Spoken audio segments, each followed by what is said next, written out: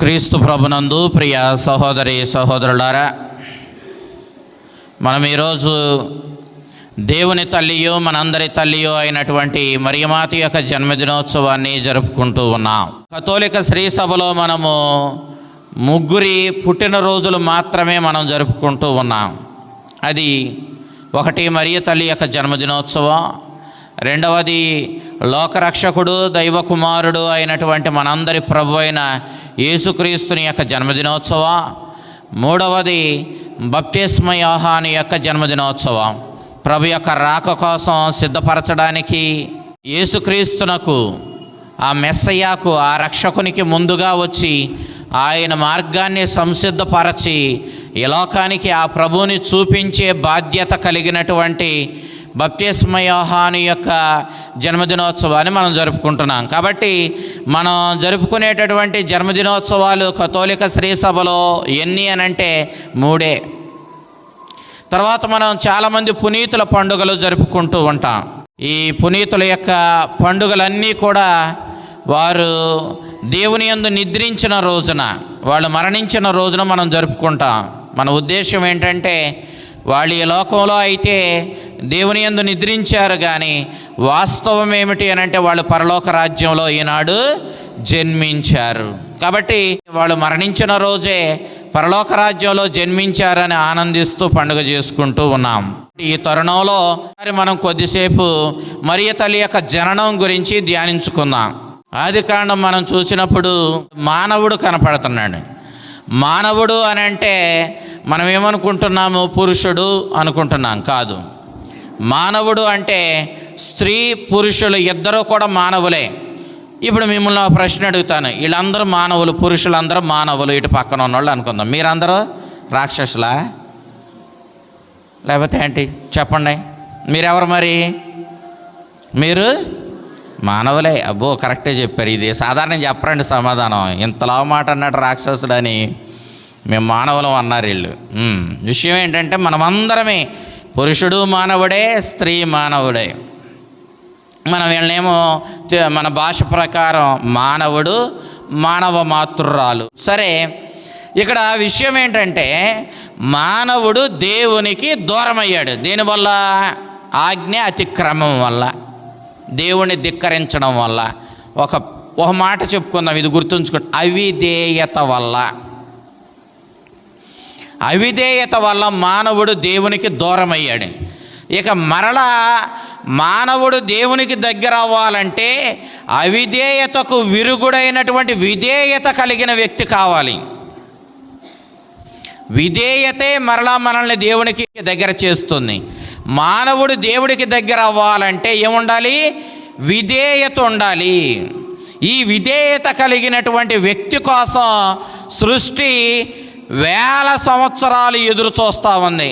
బహుశా మనకు తెలియదు అసలు ఈ ఆది నరుడు ఎక్కడ దేవుడికి తప్పు చేసి పాపం చేసి ఏ కాలంలో దేవుడికి దూరం అయ్యాడో మనకు తెలియదు. కాలం మనకి చెప్పబడలా. కానీ ఆదిలో దేవుడికి నరుడు దూరం అయ్యాడని చెప్తే, ఆదిలో జరిగినటువంటి ఈ తప్పు, అవిధేయత, దేవుని ఆజ్ఞను, దేవుని చిత్తాన్ని లెక్క చేయని ఈ తప్పుకి విరుగుడు ఇచ్చేటటువంటి, ఈ తప్పును సరిచేసేటటువంటి ఇంకొక నారీమణి ఈ భూమి మీదకి రావాలి.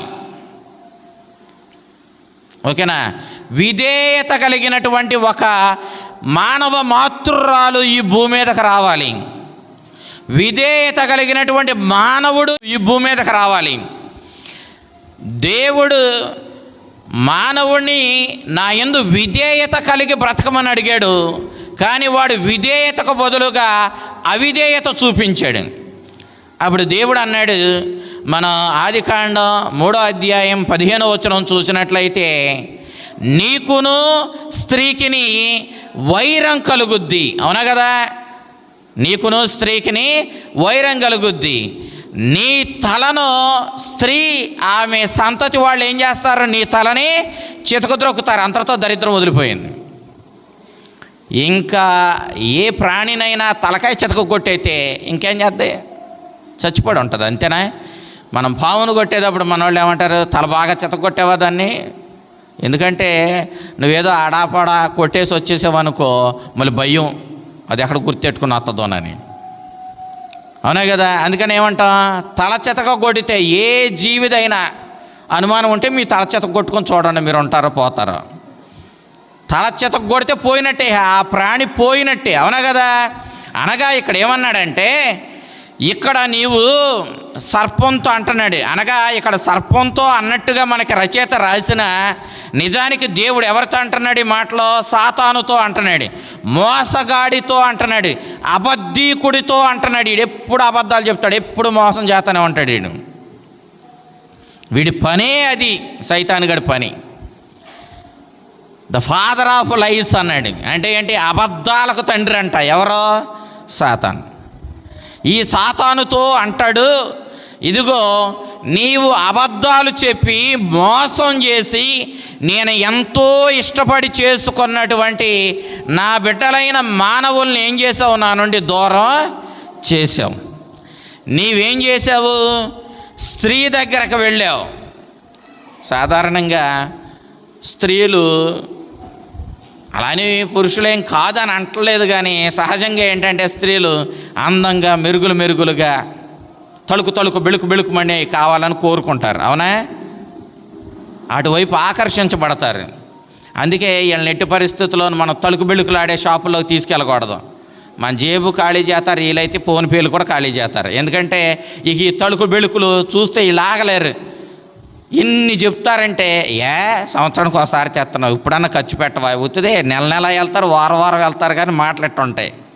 ఏంటంటే ఇక ఆగలేరు తెలుగు బెళుకులు. అట్టాగే మరి బహుశా పండంటే పాపమే, కానీ మనకు రచయిత ఏం చేశాడంటే, చాలా అందంగా, ఆకర్షణీయంగా, చాలా సుఖాన్ని ఇచ్చేదిగా, సంతోషాన్ని ఇచ్చేదిగా ఉందంట ఆ పండు. అవునా కదా? పాపం మరి అలాగే ఉంటుంది కదా, సుఖాన్ని ఇస్తుంది కాబట్టి దాని వెనకాల పరిగెత్తుతాం. దేని వెనకాల? పాపం వెనకాల. అవునా? ఈ స్త్రీ ఏం చేసింది? నేను స్త్రీలను తప్పు పట్టట్లా, ఈ ప్రబుద్ధుడు ఏమన్నా తక్కువ తిన్నాడా అంటే ఇతడు కూడా అదే తప్పు చేశాడు. అవునా కదా? కాకపోతే రచయిత ఏమన్నాడంటే, స్త్రీ ఏం చేసిందంటే ఈ ఆకర్షణీయమైనటువంటి ఈ పాపానికి ఆకర్షితురాలయ్యింది. ఈ తలుకు బెళుకులతో ఆకర్షణీయంగా అందంగా ఉన్నటువంటి ఆ పండుని తిందే. ఇంకో మాటలో చెప్పాలంటే, స్త్రీ ఏం చేసిందంటే దేవుని ఆజ్ఞను అతిక్రమించింది. సరే, బైబిల్ జ్ఞానం పెద్దగా లేనివాడు ఏమంటాడంటే, స్త్రీ ముందు తప్పు చేసింది, తర్వాతే పురుషుడు తప్పు చేశాడు అంటాడు. అట్లా రచయిత ఉద్దేశం అది కాదు. అక్కడ రచయిత ఉద్దేశం ఏంటంటే, ఇద్దరూ కూడా దేవుని ఆజ్ఞను ధిక్కరించారు. ఇద్దరూ కూడా ఏం చేశారు? దేవుని ఆజ్ఞను ధిక్కరించారు. దేవుని ఆజ్ఞను ధిక్కరించింది ఒక స్త్రీయే కాదు, పురుషుడు కూడా. అవునా కదా? రచయిత ఏమన్నాడంటే, స్త్రీయే ముందు ఆకర్షితురాలయ్యిందని చెప్పాడు. బహుశా సహజంగా స్త్రీలకున్న గుణాన్ని బట్టి రచయిత అలా చెప్పాడేమో, లేకపోతే నిజంగానే స్త్రీయే ముందు పండు తిందేమో. సరే, అది అక్కడ ముఖ్యం కాదు. మనకి ఇద్దరు పాపం చేశారన్నదే ముఖ్యం, దేవుణ్ణి ధిక్కరించారన్నది ముఖ్యం. అయితే ఇక్కడ దేవుడు అన్నాడు, జాగ్రత్తగానండి, ఏ స్త్రీనైతే నువ్వు మోసగించావో అదే స్త్రీతో నీ తిక్క కుదురుతానన్నాడు. ఇది ఇక్కడ మనం గమనించాల్సిన ముఖ్యమైన విషయం. ఏ స్త్రీనైతే నువ్వు మోసగించి ఆకర్షణీయమైన రీతిలో నువ్వు పాపాన్ని చూపించి, ఈ పాపం చేస్తే మీరు దేవుడు అంతటోళ్ళు అవుతారని మోసం చేసావయో, వాళ్ళు అయ్యారా? దేవుడు అంతటోళ్ళు అయ్యారా? లేదు. దేవుడి నుంచి దూరం అయ్యారు, దిగజారిపోయారు. దేవుని బిడలుగా దేవుని స్నేహంలో వర్ధిల్లాల్సిన వాళ్ళు ఆ పవిత్రతని, ఆ దైవత్వాన్ని పోగొట్టుకొని దేన స్థితిలోనికి పడిపోయారు, మరణం పాలైపోయారు, అవమానం పాలైపోయారు, దిక్కులేని వాళ్ళు అయిపోయారు ఈ పాపం వల్ల. ఈ రోజున మనం అక్కడే ఉన్నాం. జాగ్రత్తగానండి. కానీ జాగ్రత్తగా నుంచండి, ఏమన్నాడు దేవుడు? ఒక స్త్రీని నువ్వు మోసం చేసి ఏం చేసావు? ఈ లోకంలో పాపాన్ని తెచ్చావు, మానవుణ్ణి నాశనం చేసావు. ఏ స్త్రీనైతే నువ్వు బలహీనురాలనుకొని, ఏ స్త్రీనైతే నువ్వేం చేసావు? ప్రలోభపెట్టి అబద్ధాలు చెప్పి మోసం చేసావో ఆ స్త్రీ నుండే నీ తిక్క కుదురుతాను అన్నాడు. దేవుని బిడ్డలారా, ఆది కాండంలో 3వ అధ్యాయం 15వ వచనంలో ప్రభు చెప్పినటువంటి ఆ మాటల కోసం యావత్ సృష్టి అంతా కూడా ఆశగా ఎదురు చూస్తూ ఉంది. మాకు విముక్తి కావాలి, ఈ పాపం నుండి మమ్మలను విడుదల చేసేవాడు కావాలి, విడుదల చేసే వ్యక్తి కావాలి, విడుదల చేసే నరుడు కావాలి. ఈ పాపపు చీకటి నుండి మాకు వెలుగును తెచ్చేవాడు కావాలి, వెలుగును తెచ్చే నరుడు కావాలి. అది నారి అయినా నరుడైనా మానవుడే కదా, మానవుడు కావాలి. యావత్ సృష్టి అంతా కూడా ఎంతో ఆశగా ఎదురు చూస్తూ ఉంది. అందుకే మరియ తల్లిని ఏమన్నాడు, అమ్మా నీవు ఏదో ఇంచుమించు యేసుక్రీస్తునకు పుట్టుకకు పూర్వం ఏదో నువ్వు మహా అయితే ప్రభు 1వ సంవత్సరంలో పుట్టాడు అనుకుంటే, మరియ తల్లి అప్పటికి కన్యకగానే ఉంది కాబట్టి అప్పటికి ఒక 15 సంవత్సరాల ముందు పుట్టింది అనుకోవచ్చు. బైబిల్ పండితుల లెక్క ప్రకారం యేసుక్రీస్తు 4వ సంవత్సరంలో పుట్టాడని ఎక్కువ మంది బైబిల్ పండితులు భావిస్తున్నారు. ఏ సంవత్సరంలో పుట్టాడంటే ఆయన 4వ సంవత్సరంలో పుట్టాడని చెప్పి, ఓకేనా, 1, 2, 3, 4వ సంవత్సరంలో. మరియ తల్లి కన్యకగానే ఉంది అని అంటే ఇంచుమించు మరియ తల్లికి ఒక 15 నుండి 19 సంవత్సరాల వయసు వేసిన, యేసు ప్రభు పుట్టుకకు పూర్వం ఓ 15 సంవత్సరాలు 19 సంవత్సరాలు ఈ మధ్యలో మరియ తల్లి జన్మించింది అనుకుందాం. అక్కడ జన్మించడం కాదు, మరియ తల్లి ఏమన్నాడు, దేవుని ఊహల్లో మానవాళిని రక్షించాలని దేవుడు అనుకున్నప్పుడు, ఎప్పుడైతే మానవుడు ఆదిలో దేవుణ్ణి ధిక్కరించి పాపం చేశాడో, ఆ మానవుణ్ణి రక్షించాలని దేవుడు అనుకున్నప్పుడు దేవుని ఊహల్లో మరియ తల్లి ఆదిలోనే జన్మించింది అంటున్నాడు. ఓకేనా, భక్తులు మరియ తల్లిని అలా పొగుడుతున్నారు. ఏమన్నారు, దేవుని ఊహల్లో ఆదిలోనే జన్మించావు. ఎప్పుడు జన్మించావు? ఆదిలో ఎప్పుడు మానవుడు పాపంలో పడ్డాడు చూడు, అప్పుడే దేవుని ఊహల్లో ఏమయ్యావు, నువ్వు జన్మించావు. ఏ విధంగా జన్మించావు? మొదటి ఏవ బలహీనురాలై పాపము చేసేటట్లుగా, దేవునికి దూరం అయ్యేటట్లుగా యావ కనపడితే, 2వ యావను దేవుడు అప్పుడే ఊహించుకున్నాడు. ఎప్పుడు? ఆదిలోనే ఊహించుకున్నాడు. ఎప్పుడు మానవుడు పాపంలో పడ్డాడో అప్పుడే మరియ తల్లి దేవుని ఊహల్లో జన్మించింది. ఏ విధంగా? పాపంలో పడినటువంటి మొదటి స్త్రీ వల్ల వచ్చిన వినాశనానికి విరుగుడు తేవాలి కదా దేవుడు. పోరా నువ్వు పాపంలో పడ్డావు, నీ కర్మను వదిలేలా దేవుడు. పోరా నీ గతి అయిపోయింది, నువ్వు వింటే చెప్పిన మాట అనలేదు కాబట్టి అనుభవించు అనలేదు దేవుడు. దేవుడు ఏమన్నాడు ఆదిలోనే, ఓహో నీవు నా ఆజ్ఞను ధిక్కరించి బలహీనుడు అయి పాపంలో పడ్డావు కదా, మరలా నిన్ను పాపమనే చీకటి నుండి వెలుగులోనికి నడిపించే బాధ్యత నాదే. అందుకే మానవుడై ఈ లోకంలో జన్మించాడు. ఈయన ఈ లోకంలో జన్మించాల్సిన అవసరం ఏంటి? ఎందుకంటే నరుడు పాపము చేసి చీకటిలోనికి, మరణంలోనికి, అవమానంలోనికి, దేవునికి దూరమైన స్థితికి దిగజారిపోయాడు కాబట్టి మరలా ఈ మానవుడిని లేవనెత్తి ఆలోచన చేసింది ఎవరో? దేవుడే. ఏమని ఆలోచించాడు? ఓహో అంటే నువ్వు బలహీనుడు అయ్యి ప్రలోభాలకి, మోసానికి లొంగిపోయి నువ్వేమయ్యావు?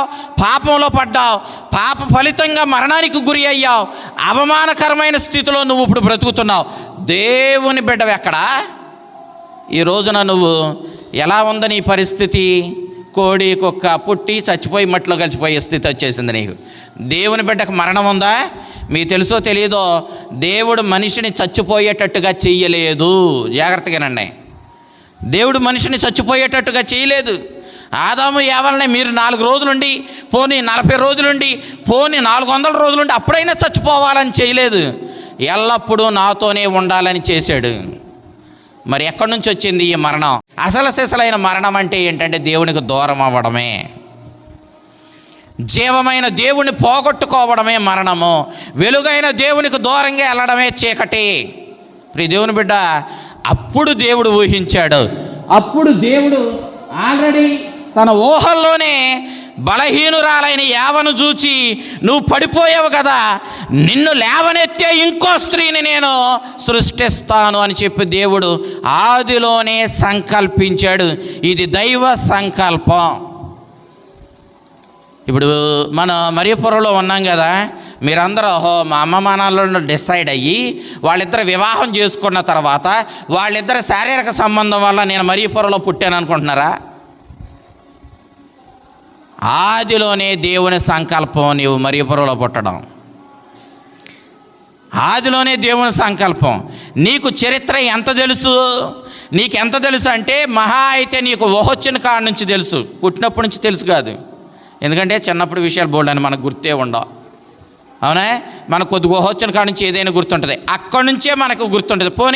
పోనీ నువ్వు చాలా బ్రిలియంట్ అనుకోండి, నువ్వు బ్రిలియంట్వే కాబట్టి నీకు పుట్టినప్పటి నుంచో సైన్స్ ఏం చెప్తుందంటే నువ్వు తల్లి గర్భంలో రూపొందిన క్షణం నుండే నువ్వు చాలా విషయాలు తల్లి దగ్గర నుంచి నేర్చుకుంటావు అని చెప్తుంది. తల్లి కడుపులో ఉన్న బిడ్డే నేర్చుకుంటాడంట. ఏం నేర్చుకుంటాడు? తల్లి ఎంత కోపిస్టో బిడ్డ కూడా అట్టగే తయారవుతూ ఉంటాడు లోన. తల్లి ఎంత సుప్నాద్దో బిడ్డ కూడా అంత సుప్నాతోడుగానే తయారవుతూ ఉంటాడు. తల్లి ఎంత అందరిని చెప్పించుకుంటూ తిరుగుద్దో ఈడు కూడా అట్టగే తయారవుతూ ఉంటాడు. ఎక్కడ? కడుపులో. ఈడంటే ఏం కూడా అర్థమవుతుందా? ఈడంటే ఎవరు? ఏం కూడా. ఎందుకని? తల్లి. అందుకే అంటారమ్మా, నువ్వు అసలే కడుపుతో ఉన్నావు, ఇలాంటి విషయాలన్నీ పట్టించుకో, మా ప్రశాంతంగా పక్కన ఉండమని అంటారు. ఎందుకని? మీరు అనుకుంటారు ఆడు పుట్టినాక నేను నేర్పించేవన్నీ నేర్చుకుంటాడు. ఆ టైం కాదు, ఆల్రెడీ నువ్వేంటో అన్నీ నేర్చేసుకుని పుడతాడు. అందుకే మనము బిడ్డల గర్భంలో ఉన్నప్పుడు ఈ పనికి మాలినటువంటి మాటలు మాట్లాడడం మానేసుకొని చాలా జాగ్రత్తగా బిడ్డకి మంచి విషయాలు తెలిసేలా చేయాలి. అప్పుడు పునీతులు పుడతారు మన కడుపున. మన పునీతులు ఎవడు కావాలి? మన పునీతులు అవసరం లేదు కదా. మనకి ఎలాంటి వాళ్ళు కావాలంటే మోసాలు చేసి రాజ్యాలు నేలేవాళ్ళు కావాలి. మనకి ఏంటంట సాధించేది ఏమీ లేదు. అది జాగ్రత్తగానండి. అయితే దేవుని బిడ్డలారా, మనకి చరిత్ర ఇంతే తెలుసు. ఎంత మనం పుట్టి బ్రతికా మహా అయితే వెనక్కి వెళ్ళి చరిత్ర పుటాలు ఎవరో చెప్పిందో ఎవరో రాసిందో చదువుకుంటే కొన్ని విషయాలు మనకు తెలుస్తాయి. అవునా కదా? కానీ దేవుడికి ఏం తెలుసు? ఆది తెలుసు, ఆయనకి అంతమో తెలుసు. అవునా? దేవుని ఊహల్లో ఏముంది? నీ ఊహల్లో నువ్వు పుట్టినప్పుడు నువ్వు తెలుసుకున్నవి, నీకెవరో చెప్పింది, పుస్తకాల్లో చదువుకున్నది నీకు తెలిసినంతే దేవుడికి తెలుసు అనుకో. మాకు దేవుడికి ఏం తెలుసు? సర్వశూన్యం నుండి సమస్తం చేసింది ఆయనే. శూన్యం నుండి, ఆది నుండి మరలా మనకు తెలియంది ఏంటి? ఈ సృష్టి ఎలా అంతమొందుద్దో, ఈ ప్రపంచం ఎలా అంతమొందుద్దో మనకు తెలియదు. కానీ ఎవరికి తెలుసు? దేవుడికి తెలుసు. దేవుని బిడ్డలారా, ఈ తెడ్లలో నేను ఇక్కడ మీకు ప్రసంగం ఈ విధంగా చెప్పాలని, ఈ విధంగా మీకు విచారణ గురువుగా రావాలని దేవుడికి ఎప్పుడు తెలుసు? ఆది నుండి తెలుసు ఆయనకి. మీరు మరియపురంలో పుట్టడం ఆది నుండి తెలుసు ఆయనకి. దేవుని బిడ్డలారా, కాబట్టి మరియ తల్లి దేవుని ఊహల్లో ఎప్పుడు జన్మించిందంటే, ఎప్పుడు ఒక స్త్రీ తాను చేసుకున్న తన బిడ్డ పాపంలో పడి తనకు దూరం అయ్యారో మరలా ఆ బిడ్డను దగ్గర చేర్చుకోవడం కోసం ఏ స్త్రీనైతే ఈ మోసగాడు మోసం చేశాడో ఆ స్త్రీ జాతి నుండి ఇంకొక శక్తివంతమైనటువంటి స్త్రీని దేవుడు ఆదిలోనే ఊహించుకున్నాడు. ఆదిలోనే తన ఊహల్లో మరియ తల్లి జన్మించింది కాలం పరిపూర్ణమైనప్పుడు అన్నాడు. ఇది సరైన సమయము అని దేవుడు అనుకున్నప్పుడు ఏం చేశాడు? ఇదిగో మరియ మాతని అన్నా జ్వాకీముల గర్భంలో జన్మించేలా దేవుడు ఏర్పాటు చేశాడు. మనకి మన సువార్తలు చూసినట్టయితే 4 సువార్తలోనే, ఈ 4 సువార్తలకు ముందు ఇంకా వేరే వేరే పేర్ల మీదుగా సువార్తలు రచనలు ఉన్నాయి. మొదటి శతాబ్దానికి అంతకుముందు చెందినటువంటి రచనలు ఉన్నాయి. కానీ క్యాథలిక్ చర్చ్ అప్పుడు ఉన్నది అదే, ఆది నుండి ఉన్నది ఇదే. ఈ క్యాథలిక్ చర్చ్ ఏం చేసిందంటే, మనం అనేక రచనలు ఉన్నాయి, ఇన్ని రచనల్ని మనం అన్నిటినీ కూడా మనము దేవుని వాక్యంగానే భావించుకుంటూ ఈ రచనలన్నిటినీ కూడా బోధించుకుంటూ వెళితే ఒక్కొక్కసారి కొద్దిగా అటుగా ఇటుగా ప్రసంగాలు ఉంటున్నాయి. మరి అప్పుడు ప్రజలు కన్ఫ్యూజ్ అయిపోతారు, లేకపోతే ప్రజలు విషయాన్ని అర్థం చేసుకోవడంలో, ఒక సత్యాన్ని గ్రహించడంలో ఇబ్బంది పడతారు. కాబట్టి మనం ఏం చేయాలి? నిజంగా పవిత్రాత్మ ప్రేరణ కలిగిన గ్రంథాలు ఏవి అని ఆలోచించి ఇదిగో ఈ 4 సువార్తల్ని తీసుకొచ్చారు. దేవుని ప్రేరణతో రాయబడిన గ్రంథాలని. అంతేగాని ఆ వేరే రాయబడిన గ్రంథాలు దేవుని ప్రేరణతో రాయబడలేదు, అవన్నీ అబద్ధాలే అనలా. ఓకేనా? వాటి గురించి మనకు అవసరం లేదు. నీవు రక్షించబడ్డానికి ఈ 4 సువార్తలు చాలు అని ఈ 4 సువార్తలని మనకు అందించారు. మనం రక్షించబడ్డానికి ఏం చాలు? ఈ 4 చాలు. ఏంటి ఆ 4? మత్తయి, మన దేవాలయం వాటి పేరు మీదే నిర్మించబడింది. మత్తయి, మార్కు, లూకా, యోహాను. ఓకేనా?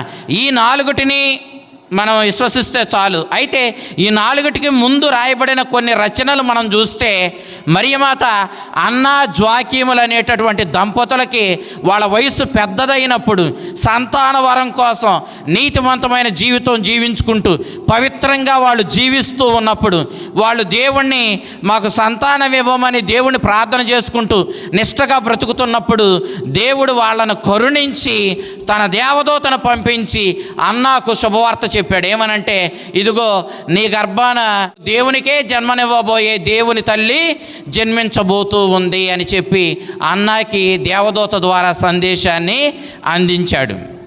ఈ అన్నా జోకీముల గురించి మనకు సువార్తల్లో లేవు, కానీ ఈ సువార్తలతో పాటు ఇంతకు ముందు రాయబడిన కొన్ని రచనల్లో ఈ విషయాలు ఉన్నాయి.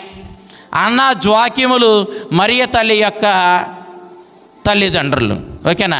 వాళ్ళకి మరియ తల్లి బిడ్డగా జన్మించింది.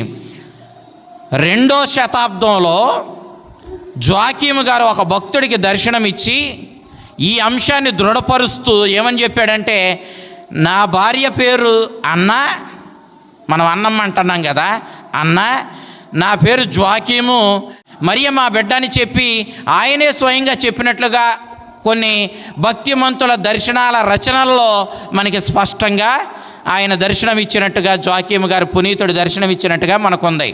సమూయేలు ప్రవక్తని వాళ్ళ తల్లి అన్న ఏం చేసింది, ఇదిగో నేను గొడ్రాలిని, ఎల్కానాకి అన్నా పెనిన్నా అనేటటువంటి 2 భార్యలు ఉన్నారు. పెనిన్నాకు బిడ్డలు ఉన్నారు కానీ అన్నాకు బిడ్డలు లేరు. అన్న షిలోయము దేవాలయంలో దేవునికి మొరపెట్టుకుంది, నాకు సంతానాన్ని ఇస్తే, ఒక బిడ్డని ఇస్తే, ఆ బిడ్డని నేను గొడ్రాలనే నేరం నా మీద పోద్ది, ఆ నింద నా మీద నుంచి పోద్ది. అయితే ఆ బిడ్డను ఏం చేస్తానంటే దేవాలయంలో నీ సేవకే అర్పించేస్తానని మొక్కుకుంది. ఆ మొక్కుకున్నట్టుగానే దేవుడు ఆమెకి సమూయేలు ప్రవక్తని జన్మించేలా చేశాడు. అన్నాకి జన్మించిన సమూయేల్ని పాలు మానేసిన తర్వాత ఇక సమూయేల్ని దేవాలయానికి తెచ్చి దేవాలయంలో దైవ కార్యాలలో సాయం చేయడానికి, మన భాషలో చెప్పాలంటే ఇక్కడ ఒత్తాసు చేయడానికి, దివ్య పూజ దేవాలయ కార్యక్రమాలు ముందుకెళ్ళడానికి సాయం చేస్తున్నారో, అలాగే నిత్యము దేవాలయంలోనే ఉంటూ దేవాలయంలోనే భోజనం చేస్తూ దేవాలయంలోనే జీవితాన్ని దేవుని సేవకు అంకితం చేసుకుంటూ దేవుడి కోసమే బ్రతికేటటువంటి వ్యక్తులుగా వాళ్ళని కానుకగా అర్పించేయడాన్ని మనము సమూయేలు గ్రంథంలో మనం చూస్తున్నాం. అన్న ప్రార్థన కోరుకున్న రీతిని మనం సమూయేలు 1వ అధ్యాయం 11వ వచనంలో మనం చూస్తాం. ఆమె ఏ విధంగా దేవుని కానుకెత్తానందో, సమూయేలుని ఇవ్వడమే కాదు, తమకు పుట్టినటువంటి స్త్రీలను, బిడ్డలను కూడా, చిన్నపిల్లలను, బాలికలను కూడా దేవాలయంలో దైవ సేవకు అర్పిస్తారు. అలా అర్పించినటువంటి కన్యకలు దేవాలయంలో ఉండేవాళ్ళు. అర్థమైందా? వీళ్ళు నిత్యము కన్యకలుగానే ఉండేవాళ్ళు, ఇక దైవ సేవలోనే జీవితాన్ని గడిపేవాళ్ళు.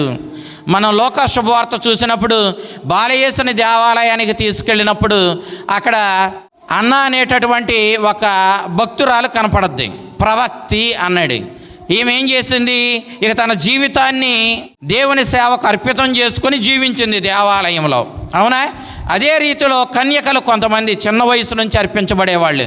మరియమాత ఆ విధంగానే తాను చిన్నప్పుడే అన్న ఆ విధంగానే మొక్కుకుందంట. అన్నమ్మ మరియ తల్లి యొక్క తల్లి ఏమని మొక్కుకుంది, వయసు పెద్దదైపోతుంది, బిడ్డలు పుట్టనప్పుడు, ఒకవేళ ప్రభు నీవే గనక నాకు ఒక బిడ్డను ప్రసాదిస్తే ఆ బిడ్డను ఏం చేస్తాను, దేవాలయంలో నీ సేవకే అర్పించేస్తాను.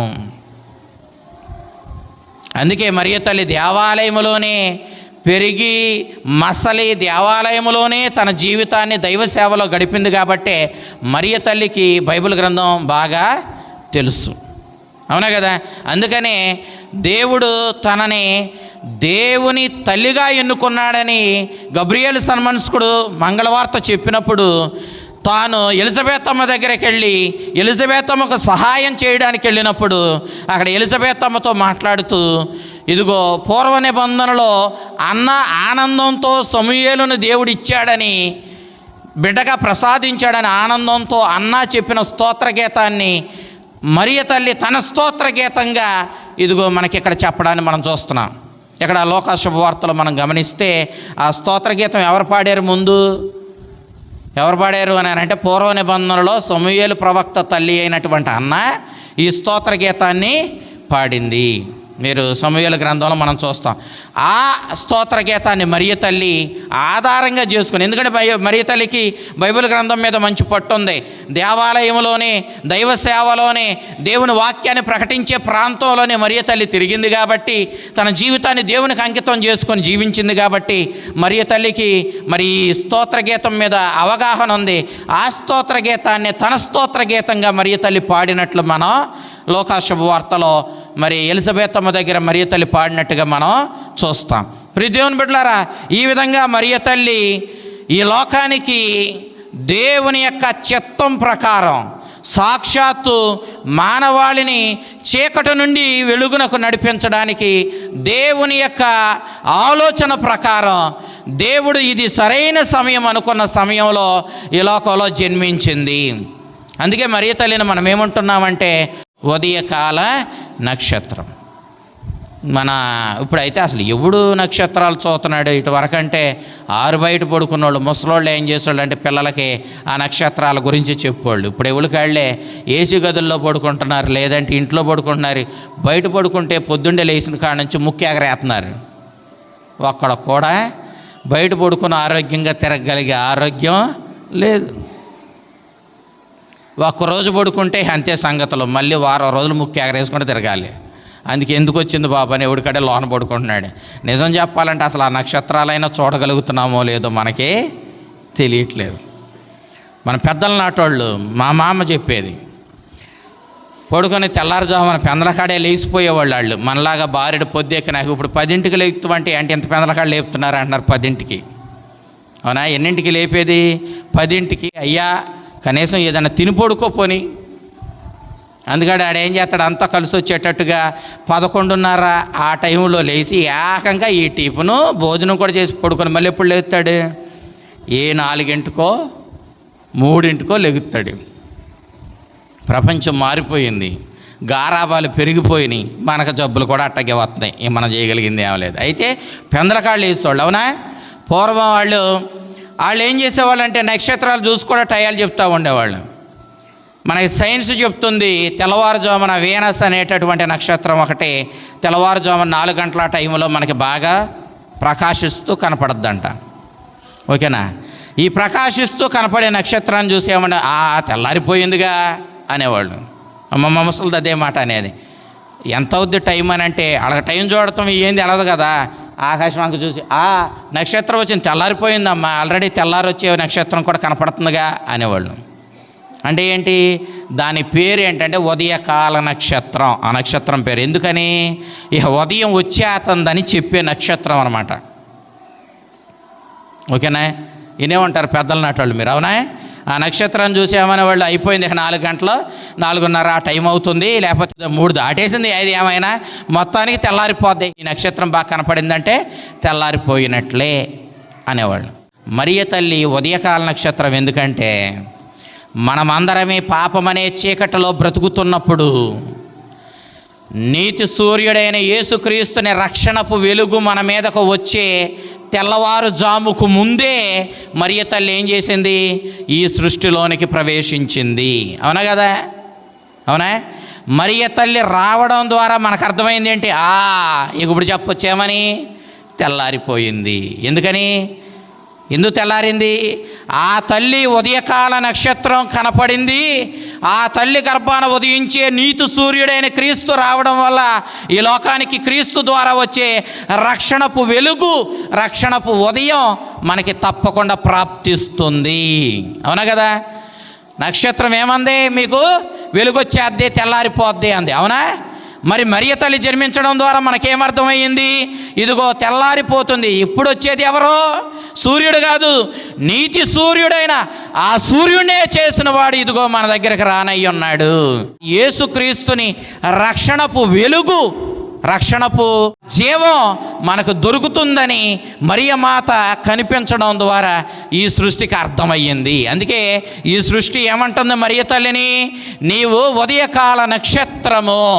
యేసుక్రీస్తు తీసుకొచ్చే వెలుగనే పగలో మనల్ని శాశ్వతంగా జీవంతో నింపుతుంది, మన జీవితాలను ఆనందంతో నింపుతుంది, మన జీవితాలను ధన్య చేస్తుంది. కాబట్టి మరియ తల్లిని ఉదయకాల నక్షత్రము అని చెప్పి మనం పిలుస్తూ ఉన్నా, మనకు కూడా ఉదయం కావాలంటే మనం ఎటు చూస్తూ ఉండాలి? మరియ తల్లి వంక చూడాలి. ఎందుకంటే ఆ తల్లి దగ్గర నుండే మనకి నెక్స్ట్కి రాబోయేది ఏంటి?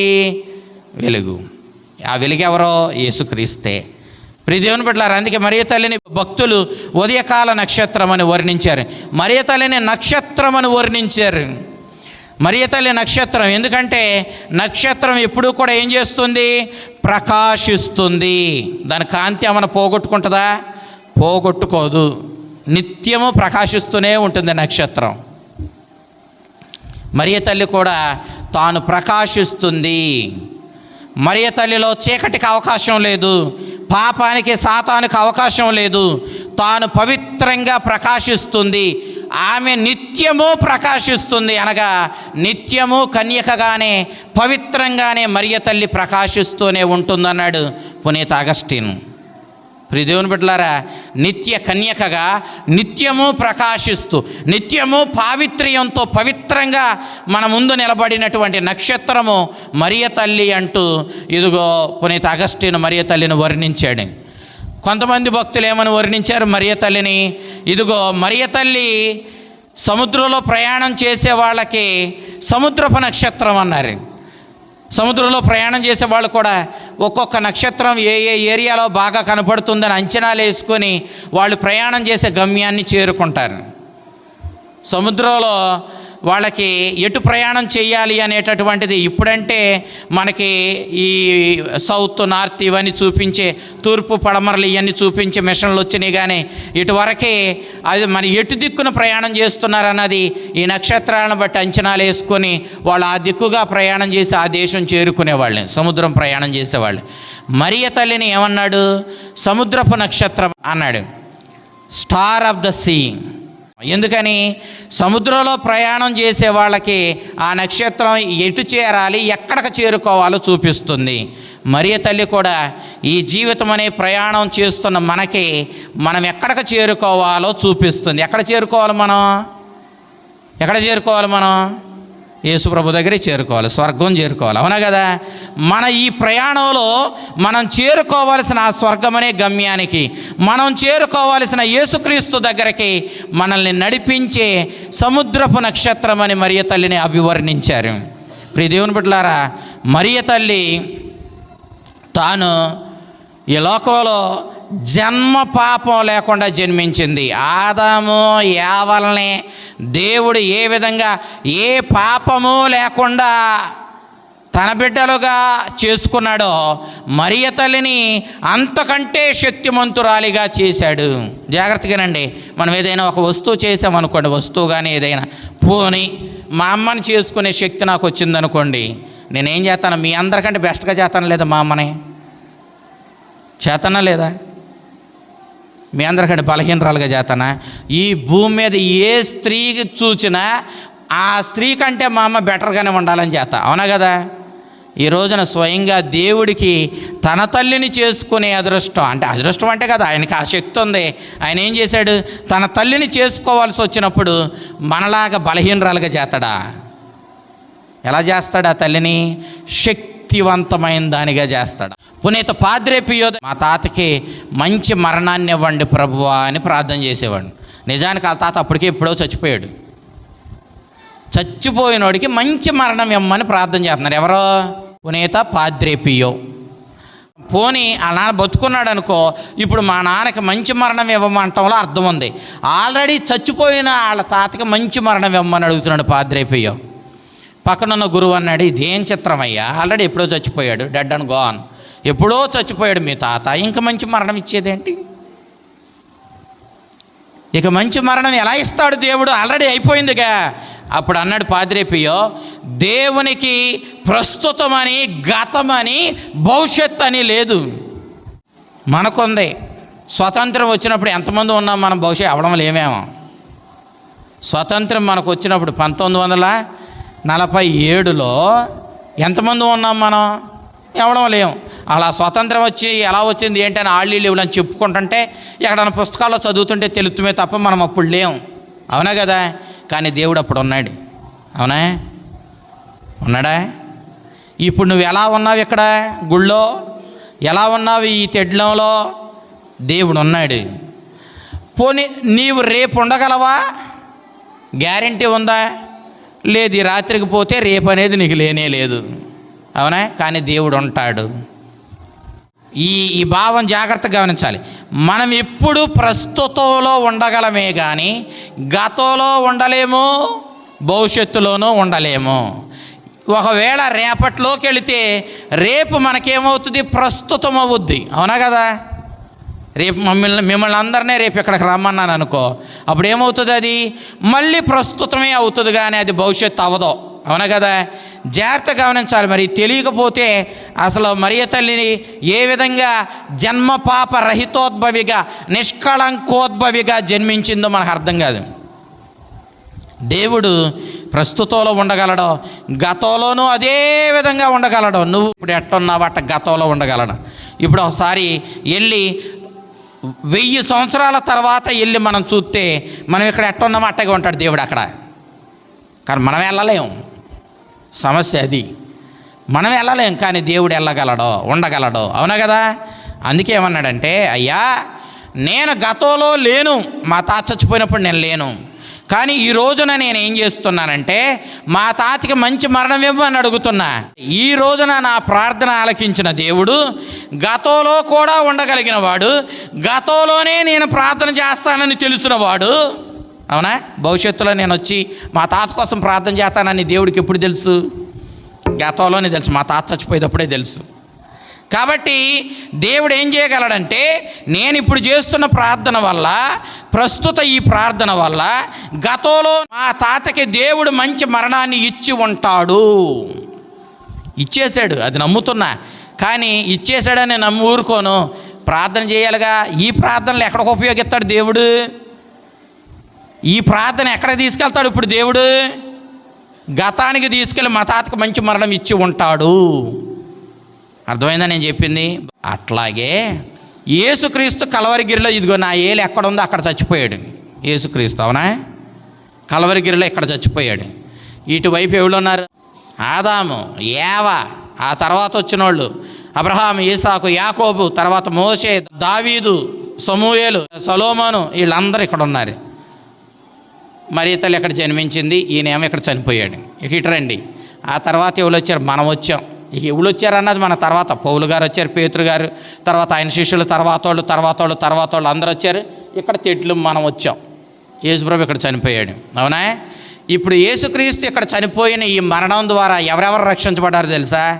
మనమే కాదు, ఆదాము దగ్గర నుంచి వీళ్ళందరూ యేసుక్రీస్తు చనిపోయిన ఈ మరణం నుండే రక్షించబడ్డారు. యేసుక్రీస్తు చనిపోయింది ఇక్కడ కలవరిగిరిలో చనిపోయాడు. కానీ ఈ రక్షణని, ఈ అనుగ్రహాలని దేవుడు ఇప్పుడు ఎవరికి ఇస్తాడు? ఇప్పుడు ఇవ్వడం కాదు, ఆది నుండి కూడా. అబ్రహాము, ఆ మాటకు వస్తే ఆదాము, ఏవల దగ్గర నుంచి వీళ్ళందరూ ఈయన మరణం నుండి రక్షించబడతారు. ఇదిగో ఆ తర్వాత వచ్చి మనమందరమే ఈయన మరణం నుండే రక్షించబడతాం. కాబట్టి సకల మానవాళిని రక్షించింది యేసుక్రీస్తు మరణం. అవునా? మనం రక్షించబడింది ఎవరి వల్ల? యేసుక్రీస్తు మరణం వల్ల. మనమే కాదు, అబ్రహాము, ఇసాకు, యాకోబు, ఆదాము, ఏవా, మోషే, వీళ్ళందరూ రక్షించబడింది ఎవరి వల్ల? యేసుక్రీస్తు మరణం వల్ల. ఏనండి జాగ్రత్తగా. యేసుక్రీస్తుని యొక్క శిలువ మరణం నుండి మనకేమొచ్చింది? రక్షణ దీవెనలు వచ్చాయి, రక్షణ అనుగ్రహాలు వచ్చాయి. దేవుడు ఏం చేశాడంటే యేసుక్రీస్తు యొక్క మరణంతో వచ్చే రక్షణపు అనుగ్రహాలని, యేసుక్రీస్తు రక్షణపు అనుగ్రహాలను ముందే తీసి ఎవరికి ఇచ్చాడు? మరియ తల్లికి పరిపూర్ణంగా ఇచ్చాడు. అర్థమైందా నేను అనే మాట మీకు? మరియ తల్లి అంత పవిత్రంగా ఏ పాపము లేకుండా ఈ లోకంలో జన్మించిందంటే ఎలా జన్మించిందంటే ఇదిగో యేసుక్రీస్తు మనల్ని రక్షించే రక్షణపు అనుగ్రహాలు శిలువ మరణంతో మనకిచ్చాడు. ఈ అనుగ్రహాలని దేవుడు ఏం చేశాడు? ముందే ఎవరికిచ్చాడు? మరియ తల్లికి ఇచ్చాడు. ఇంకా నిజానికి అప్పుడు యేసుక్రీస్తు మరణించలా, ఇంకా ఆయన మానవుడిగా ఈ లోకంలో జన్మించలా. కానీ దేవునికి అసాధ్యమైంది ఏమీ లేదు. ఆయన ఏం చేశాడు? ఈ రక్షణపు అనుగ్రహాలని యేసుక్రీస్తు నుండి తీసుకొని వచ్చి మరియ తల్లికి అందించాడు. అందుకే మరియ తల్లి ఏ పాప కళంకము లేకుండా దేవుని రక్షణపు అనుగ్రహాలతో, యేసుక్రీస్తు శిలువ మరణం ద్వారా వచ్చిన రక్షణపు అనుగ్రహాలతో మరియ తల్లి ఈ లోకంలో జన్మించింది. మరి దేవుడు ఈ రక్షణపు అనుగ్రహాలు మనకెప్పుడు ఇచ్చాడు?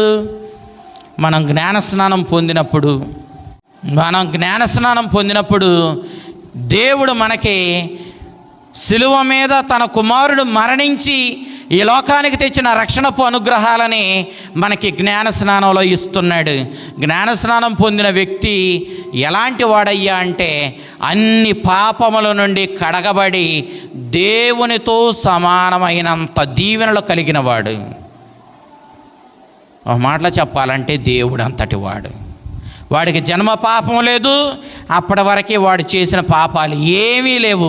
అన్నిటినీ కూడా యేసుక్రీస్తు శిలువ మరణం ద్వారా వచ్చిన రక్షణపు అనుగ్రహాలు వాడి నుండి, జన్మ పాపము నుండి, ఇతర పాపం నుండి వాడిని పోగొట్టి వాడిని దేవుడు అంతటి పవిత్రునిగా చేసింది.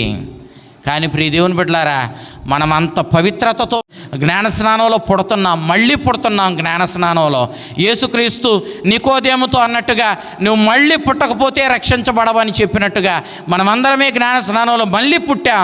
కాకపోతే ఏంటంటే మనం యేసుక్రీస్తుని యొక్క రక్షణపు అనుగ్రహాలు పొందుకొని దానికి తగ్గట్టుగా బ్రతకలేకపోతున్నా. మనం అనేకసార్లు మళ్ళీ పాపం చేస్తూ ఈ రక్షణపు అనుగ్రహాలకు తగ్గ జీవితాన్ని మనం జీవించలేకపోతున్నాం. అందుకే మనకు నిత్యము పాప సంకీర్తనాలు అవసరం, మనకు నిత్యము దివ్య పూజలు అవసరమయ్యాయి. లేకపోతే యేసుక్రీస్తుని రక్షణపు అనుగ్రహాలు పొందుకొని అన్ని పాపముల నుండి, జన్మ పాపం నుండి కూడా కడగబడి దేవుడు అంతటి పవిత్రతని మనమందరం మన జ్ఞాన స్నానాల్లో పొందుకున్నాం. ప్రియ దేవుని బిడ్డలారా, మరియ తల్లి ఫ్రాన్స్ దేశపు లూర్దు నగరిలో బెర్నదత్ సొబేరు అనేటటువంటి ఒక 14 సంవత్సరాల పాపకు 18 సార్లు దర్శనమిచ్చి మరియ తల్లి చెప్పింది, నీవెవరవమ్మా అని అడిగితే నేను నిష్కళంకోద్భవిని అని చెప్పింది. మరియ తల్లి ఎవరో? నిష్కళంకోద్భవి అంటే ఈ లోకంలో ఎలాంటి పాప కళంకము లేకుండా జన్మించిన దానను అని మరియ తల్లి చెప్పింది. ప్రియ దేవుని బిడ్డలారా, మనమందరమే జన్మ పాపముతో, పాప ఆకర్షణలతో, పాపాత్ములైన తల్లిదండ్రులకు మనం ఈ లోకంలో జన్మిస్తున్నాము. మనం జన్మ పాపంతో జన్మిస్తున్నా. మరియ తల్లి ఒక్కతే ఎలాంటి పాప కళంకం లేకుండా ఈ లోకంలో జన్మించింది. దేవుడు ఆదిలో నేను శక్తివంతురాలినైనటువంటి వినయ విధేయతలనే శక్తితో నాతో సహకరించి మానవులను రక్షించే ఒక స్త్రీని నేను రూపొందిస్తానని దేవుడు ఊహల్లో అనుకున్నాడు, ఆదిలో అనుకున్నాడు. ఆ ఆదిలో అనుకున్నట్లుగానే మరియ తల్లి ఇదిగో మనందరికీ ఆ దేవుడు సంకల్పించిన రక్షణపు అనుగ్రహాలు ఇవ్వడానికి మరియ తల్లి ఈ లోకంలో దేవుని చేత రూపుదిద్దబడి ఈ లోకంలో మరియ తల్లి అంతటి పవిత్రమైనటువంటి మూర్తిగా, నిర్మల మాతగా, కళంకము లేని మాతగా, అమలోద్భవిగా ఈ లోకంలో మరియ తల్లి జన్మించింది. ప్రియ దేవుని బిడ్డలారా, మరియ తల్లి జననం మనందరికీ ఆనందదాయకం, అవునా కదా? యేసుక్రీస్తు ఈ లోకానికి నిజమైన ఆనందాన్ని తెచ్చాడు, నిజమైన రక్షణను తెచ్చాడు. ఆ నిజమైన ఆ రక్షణపు వెలుగును మనకి దేవుడు ప్రసాదించాలనుకున్నప్పుడు ఇదిగో దేవుని ఊహల్లో మహాశక్తిమంతురాలిగా, ఎలాంటి పాప కళంకము లేని పవిత్రమూర్తిగా, మరి దేవుని అనుగ్రహాలతో నింపబడినదిగా, దేవుని దీవెనలతో నింపబడినదిగా ఈ లోకంలో మరియ తల్లి జన్మించింది. ఆమె జననం ద్వారా మనందరికీ ఒక గ్యారెంటీ కార్డు దొరికింది. ఏంటా గ్యారెంటీ? ఖచ్చితంగా మనకే తెల్లారద్ది, ఖచ్చితంగా మనకి రక్షణము దొరుకుద్ది, ఖచ్చితంగా మనము సంతోషంలోనికి నడపబడతామనే గ్యారెంటీ దొరికిన రోజు ఈరోజు. మనం అందరమే చీకటి నుండి వెలుగులోనికి ప్రయాణించడానికి దేవుడు ఏర్పాటు చేసినటువంటి రోజు, మొట్టమొదటి మెట్టు మన రక్షణకు మరియ తల్లి యొక్క జన్మం. కాబట్టి మరియ తల్లి యొక్క జనన పండుగని మనం ఈరోజు చేసుకుంటూ ఉన్నాం. ఈ పండుగ ద్వారా దేవుడు తాను మనకివ్వాలనుకున్న సమస్త రక్షణపు అనుగ్రహాలు, సమస్త సంతోషం, సమస్త దీవెనలు ప్రభు మనకి నిండుగా మెండుగా ప్రసాదించాలని, తల్లి మరియ ప్రార్థనా సహాయంతో మన జీవితాలను దేవుడు ధన్యం చెయ్యాలని ప్రత్యేక విధంగా ఈ దివ్య పూజలో ప్రార్థన చేసుకుందాం.